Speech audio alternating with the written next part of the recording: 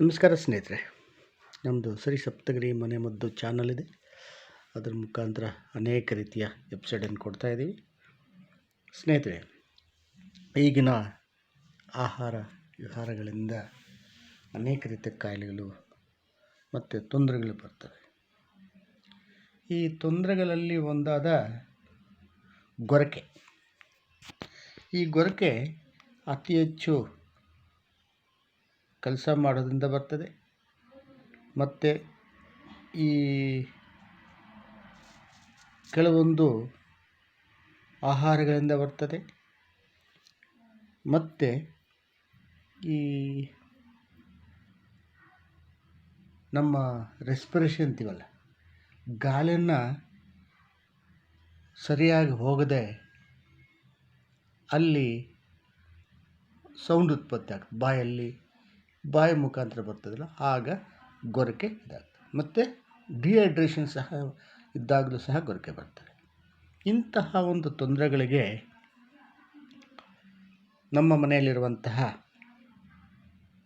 ಮನೆಮದ್ದು ಚೆನ್ನಾಗಿ ತಿಳ್ಕೊಂಡ್ರೆ ಅದರ ಮುಖಾಂತರ ಮೆಂತ್ಯ. ಇದು ಮೆಂತ್ಯ 1 ಚಮಚ, ಇದು ಓಂಕಾಳು 1/4 ಚಮಚ, ಇದು ಕರಿಮೆಣಸು 1/4 ಚಮಚ. ಈ ಮೊದಲು ಈ ಮೆಂತ್ಯವನ್ನು ಉರಿಸಿ, ಮತ್ತು ನೆಕ್ಸ್ಟು ಇದನ್ನು ಉರಿಸಿ, ಮತ್ತು ಇದನ್ನು ಸಪ್ರೇಟ್ ಉರಿಸ್ಬೇಕು. ಯಾಕಂದರೆ ಇದು ದಪ್ಪ ಇದೆ, ಇದು ಸಣ್ಣ ಇದೆ. ಇದು ಬೇಯಬೇಕಂದ್ರೆ ಸ್ವಲ್ಪ ಲೇಟ್ ಆಗುತ್ತೆ. ಆದ್ದರಿಂದ ಇದನ್ನು ಉರಿಸಿ, ಅದನ್ನು ಉರಿಸಿ ಮತ್ತು ಅದನ್ನು ಉರಿಸ್ಕೊಳ್ಳಿ.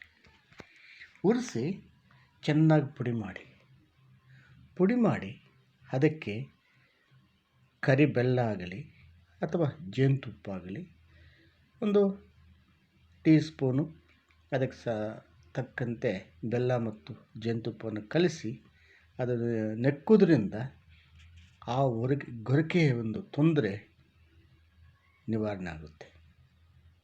ನೋಡಿದ್ರೆ, ನಮ್ಮ ಮನೆಯಲ್ಲಿರುವಂತಹ ವಸ್ತುಗಳಿಂದ ಎಂಥ ತೊಂದರೆಗಳನ್ನು ನಿವಾರಣೆ ಮಾಡ್ಕೋಬೋದು.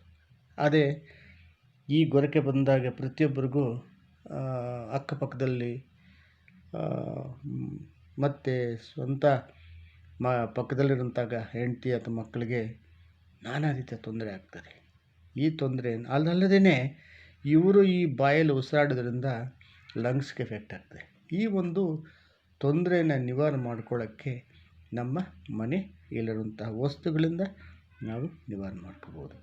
ಮೆಂತ್ಯ, ಓಂಕಾಳು ಮತ್ತು ಕರಿಮೆಣಸು. ಫಸ್ಟು ಮೆಂತ್ಯ 1 ಚಮಚ, ಇದೊಂದು 1/4 ಚಮಚ, ಇದೊಂದು 1/4 ಚಮಚ ಎಲ್ಲ ಉರಿಸಿ ಪುಡಿ ಮಾಡಿ ಆ ಚೂರ್ಣಕ್ಕೆ ಕರಿಬೆಲ್ಲ ಅಥವಾ ಜೇನುತುಪ್ಪ ಹಾಕ್ಕೊಂಡು ಸೇವನೆ ಮಾಡ್ತಾ ಬಂದರೆ ಗೊರಕೆ ನಿವಾರಣೆ. ನಮಸ್ಕಾರ. ಇದನ್ನು ನೋಡಿ ಲೈಕ್ ಮಾಡಿ, ಶೇರ್ ಮಾಡಿ, ಸಬ್ಸ್ಕ್ರೈಬ್ ಮಾಡಿ. ಎಲ್ರಿಗೂ ಮುಟ್ಟಲಿ ಪ್ರತಿಯೊಬ್ಬರು. ನಮಸ್ಕಾರ ಸ್ನೇಹಿತರೆ.